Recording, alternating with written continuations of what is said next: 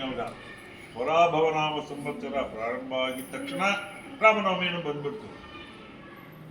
ವೈರಾಗ್ಯ ಬಂದ್ರೇನೆ ಮನುಷ್ಯ ಉಳಿಯಕ್ಕಾಗೋದು. ವೈರಾಗ್ಯ ಇಲ್ಲದವರೆ ಬಾಡಿ ಪ್ರಯೋಜನ ಇಲ್ಲ. ತೆಲಂಗಾಣ ಕ್ಷೇತ್ರದಲ್ಲಿ ಒಬ್ಬ ಮಹನೀಯರು, ಗೋಪಣ್ಣ ಅಂತ ಅವರ ಹೆಸರು, ಭದ್ರಾಚಲಂ ಅಂತ ಒಂದು ಜಾಗ ಇದೆ ತೆಲಂಗಾಣ ಸ್ಟೇಟ್. ಅಲ್ಲಿ ಅವ್ರ ತಂದೆ ದೊಡ್ಡ ಪೂರ್ವ ಕಾಲದಲ್ಲಿ ಅವ್ರು ದೊಡ್ಡ ವಿದ್ವಾಂಸರು. ಅವ್ರ ಮಗನು ರಾಮ ಭಕ್ತರು. ಯಾವುದೋ ಒಂದು ತಪ್ಪು ಮಾಡ್ದ ಅಂತ ಅವಾಗ ಮುಸ್ಲಿಂ ರಾಜ್ಯ ಒಳಗಡೆ ಜೈಲಲ್ಲಿ 13 ವರ್ಷ ಗೋಪಣ್ಣ ಅಂತ ಅವ್ರ ಮೊದಲನೇ ಇದು. ಆಮೇಲೆ ರಾಮದಾಸ ಆಗ್ತಾರೆ. ಹೊರಗಡೆ ಜೈಲಲ್ಲಿ ವಾಸ ಮಾಡಿಕೊಂಡೆ ಉಗುರು ಬಂದ್ಬಿಟ್ಟಿದೆ. ಆ ಉಗುರಲ್ಲಿ ರಾಮನ್ ಚಿತ್ರ ಬರೆದು ಪೂಜೆ ಮಾಡ್ತಾ ಇದ್ರಂತ. ಅಷ್ಟೊಂದು ಇದು.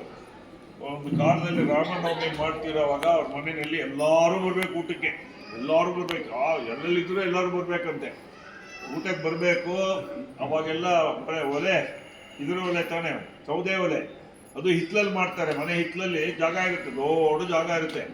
ಅಡಿಗೆ ಮಾಡ್ತಾ ಇರುವಾಗ ಗಂಜಿ ಬಸಿತಾರೆ, ಅನ್ನದ ಗಂಜಿ ಬಸಿತಾರೆ.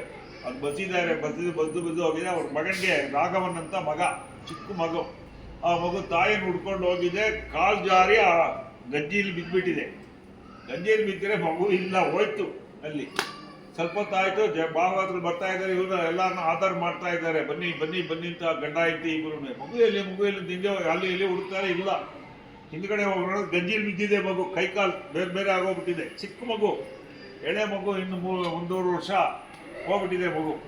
ಈ ಭಾಗವತರು ಗೊತ್ತಾದ್ರೆ ಊಟ ಮಾಡಲ್ಲ ಅಂತೇಳಿ ಅದನ್ನು ತೆಗೆದು ಒಂದು ಗೋಡೆ ಚೀಲದಲ್ಲಿ ಪ್ಯಾಕ್ ಮಾಡಿ ಇಟ್ಬಿಟ್ಟು ಬನ್ನಿ ಎಲ್ಲರೂ ಬನ್ನಿ ಅಂತ. ರಾಮ ಬಿಡ್ತಾನ. ಯೋಗಿ ಕಿಂದರಿ ಜೋಗಿ ಅಂತ ಬರ್ತಾ ಇದ್ರು ಅವಾಗೆಲ್ಲ. ಅವ್ರು ಏನು ಹೇಳ್ತಾರೋ ಅದು ನಡೀತಾ ಇತ್ತು.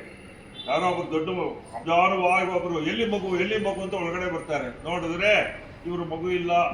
ಅವಾಗ ಅಳ್ತಾರೆ. ಅಲ್ಲಿವರೆಗೂ ಅಳೋದಕ್ಕೂ ಪ್ರಯತ್ನ ಪಟ್ಟಿಲ್ಲ. ಮಗು ಹೋಗಿದ್ದೇ ಅವ್ರಿಗೆ ಯಾರಿಗೂ ತಿಳಿಬಾರ್ದು ಅಂತ ಇಟ್ಕೊಂಡಿದ್ದಾರೆ.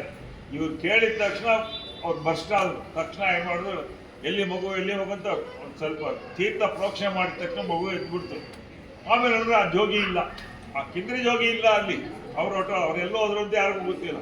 ಮಾಯ ಬಗ್ಗೆ ಒಂದು ಕೀರ್ತನೆ ಮಾಡಿದ್ದಾರೆ ಭದ್ರಾಚಲ ರಾಮದಾಸರು. ರಾಮಜೋಗಿ ಮಂದುಗೊನರೆ ಪಾವಲುರಾರ, ರಾಮಜೋಗಿ ಮಂದು ಮೀರು ಪ್ರೇಮತೋ ಭುಜಿಂಚಿನ ಬಿಡೆ.